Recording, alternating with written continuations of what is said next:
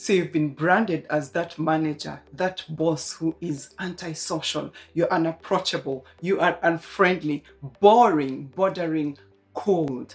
But your team members think of coming to you when all the other options are off the table. The reality is you have this preference for solitude. You find alone time, me times energizing. You're selectively social. You're subtle. You need more time to warm up to people and situations. You are an introvert. So as a leader, how do you find that common ground where your personality and your work can actually coexist without depleting your energy levels?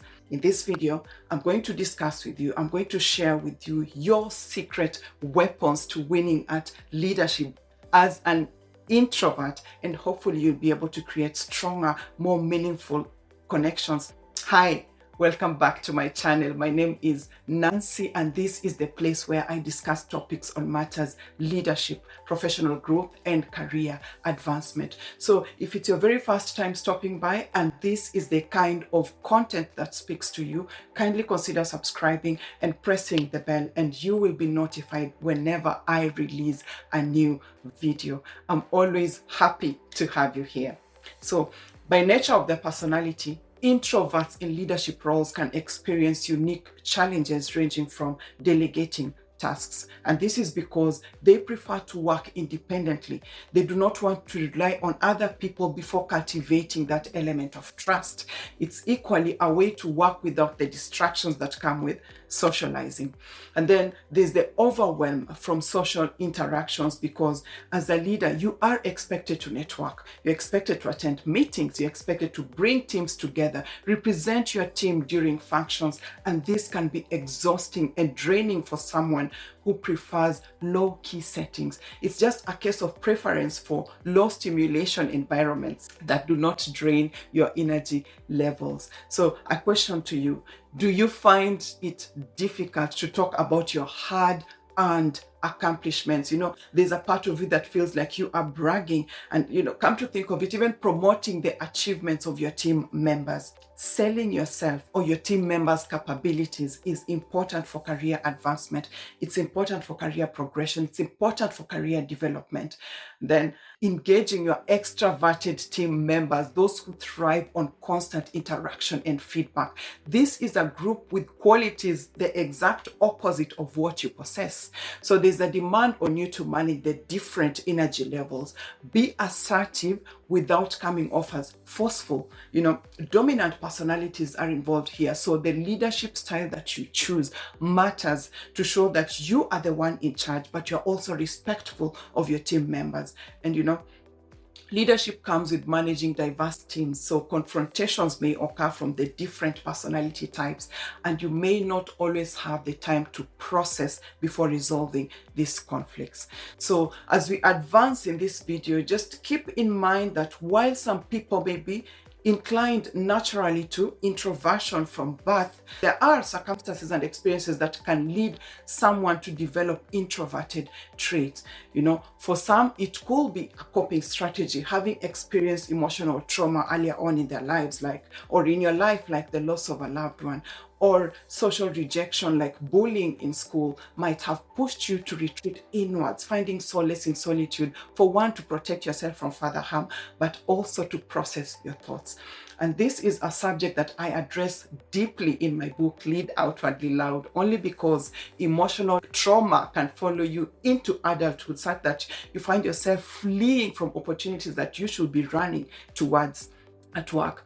To others, it could be a case of having grown in a family where quiet activities, reflective thinking were valued, leading to the development of introverted traits. So you find yourself modeling those behaviors that encourage introspection and less social interaction. Or maybe as a child, you were not given the space to explore social interactions independently, leading to becoming more reserved and less inclined to engage with others outside of the family unit.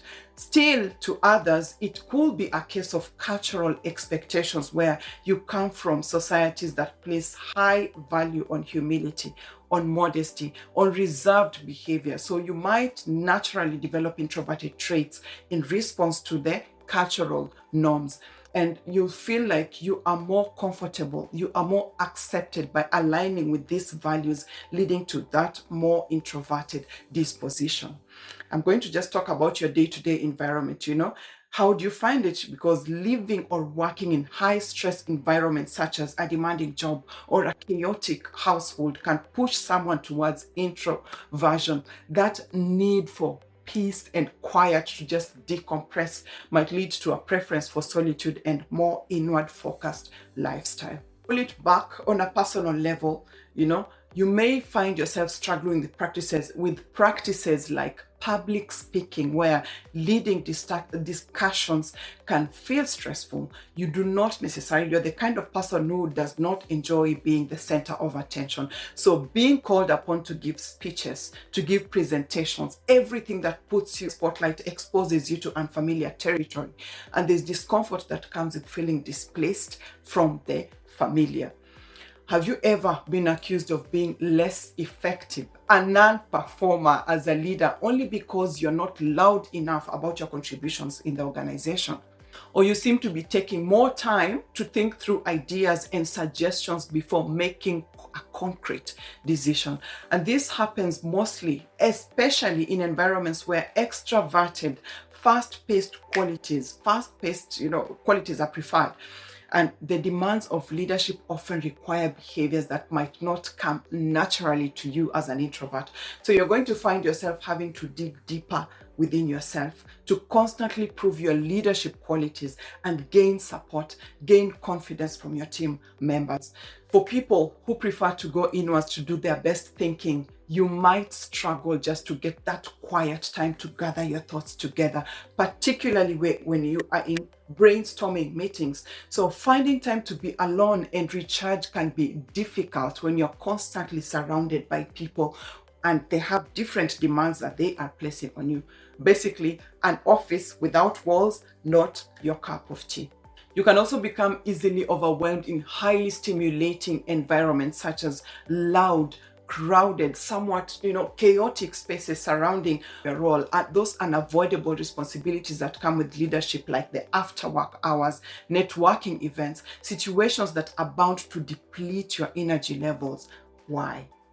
Calm, controlled settings work wonders for you, and you'll opt for smaller groups of people for your mental comfort and to feel calm and openly express yourself.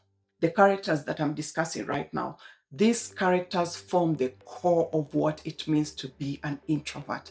And they're giving you a glimpse of how you interact with the world, how you process information, how you build relationships. Following Jonathan Chick's STAR model, STAR model, you can tell by now where you fall, where you show up among the 4 types of introvert. You're either the social introvert, you prefer to socialize with small groups over large ones, just as we have discussed. You have this small circle of friends. You value deep, meaningful connections with people that you know very, very well. Or you could be the thinking introvert. You possess high levels of creativity and imaginative power. And to those who know you, or those who are around you, you might come across as a daydreamer because your rich inner life leaves you fulfilled. Or maybe you are the anxious introvert. You feel awkward, you feel self-conscious, you feel out of sorts when you are around people. So your comfort zone hides deep in your solitude. Or maybe you are the reserved or restrained introvert, the think before you act kind of person. And some will even address you as the sophisticated introvert because you generally need that one good long minute to consider your options before making a decision. So if you feel like some aspects of your personality, of your persona are coming to the surface as I'm going through this video, I'd love to hear the kind of introvert that best describes who you are. Kindly meet me in the comments. Leave me a comment. Let me know what are the light bulb moments, and even I'd love to know if you're enjoying this video. We have this African proverb that says, nobody can smile with another person's teeth. You can only be you, and you can comfortably be yourself when you know who you are. Now, your powerful edge lies in these 3 initials, starting with influence. Introverts, as we've discussed, communicate best in one-on-one settings where you can bring your active listening skills to the table. You can bring them to play. That quiet confidence that shows that you've mastered your environment, and anybody who comes within your proximity, within that realm, is safe. So what you want to do here is to master your micro emotions, because others are bound to pick them before you speak at such a close range. Let your body language relay the message that you want to pass across. You want to use your eyes and your mouth simultaneously, such that when you are in active communication and the other party is speaking, you keep your mouth closed, shut. Fight the urge to chime in until they have fully expressed themselves, all the while your eyes are glued on them and your body is facing them squarely. And what this does to the people who encounter you at that close proximity, they will always feel seen, heard, and appreciated. And this creates room for mutual trust, because they know that they can easily come to you when there's, when the building is on fire. It's an expression. I majored in communication as an undergraduate, so this explains why some of these topics just get me excited. And then number 2, introspection. So by now you can say that you are the kind of person who prefers to thoroughly process information internally before thinking out loud. And you want to think through ideas, think through situations and problems before deliberating on the way forward. You are that internal processor. And your age here is that when you finally speak, you will be communicating in a deliberate, well-considered manner, bringing depth over breadth in conversations. Quality over quantity, it is for you. And who doesn't want to engage a thoughtful communicator? You may not be the most vocal person in the room, but your contributions are impactful and well articulated. And I just want to quickly add that shyness and introversion are not the same. These are two different things. One is a fear of social judgment, while introversion is simply a preference for less stimulating environments. So you choose your audience before you engage. The third one, at number 3, is intuition and inward intensity. So the fact that you are more of a listener than a talker means that you can pick the subtle hints from observing others around you, their body language, know how they're reacting towards you, and then adjust accordingly. It's called mirroring your audience, and your team gets to feel, they get that feeling that you see them through their eyes, and this increases your approachability. So considering that you have this deep understanding of yourself and your environment, you are more likely to pick out if someone is struggling, someone within that team is struggling with something, or they're faking to be okay, and they're playing out uncomfortable, then engage them in a profound way from a much sheltered setting. And this gives you that aura of poised wisdom, which helps your team members to drop their guard and go beyond the surface with you. So if you got value from this video, kindly give it a like and subscribe for more content just like this one. And if you need help working around your personality to make the most out of your leadership journey, and maybe you're struggling in one or two of the areas I've discussed, then I'd invite you to book a call with me. This is something that I do. The link is in the description box below. You and I are going to have a conversation and discuss and decide if my services match your needs. And if they do, we will just take it from there. Okay, thank you so much for your company, and I look forward to seeing you on the next one. Bye.